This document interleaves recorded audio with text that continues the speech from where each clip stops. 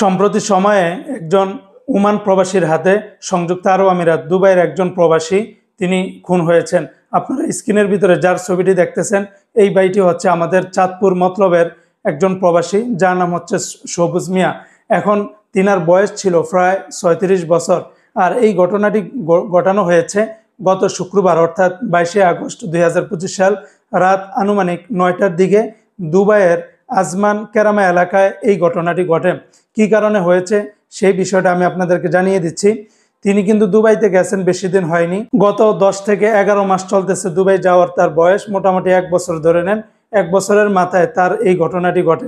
এই দুবাই প্রবাসী সবুজ মিয়া যে বাসাতে থাকতেন সেই বাসাতে একজন ওমান প্রবাসী থাকতো এবং তার কাছে যেই বাসা ভাড়ার যে টাকাটা সেটা চাওয়ার একটা পর্যায়ে গিয়ে বাকবিতণ্ডা শুরু হয় এবং এক পর্যায়ে গিয়ে এই দুবাই প্রবাসীর মাথায় কোনো কিছু দিয়ে আঘাত করে, যার ফলে সে সেখানে লুটিয়ে পড়ে এবং পরবর্তীতে সে নিহত হয়ে যান। পরবর্তীতে দুবাইয়ের পুলিশ এসে তার লাশ এবং যে এটার কাজটি করেছে তাকেও কিন্তু তাদের আইনের আওতায় নিয়ে এসেছে।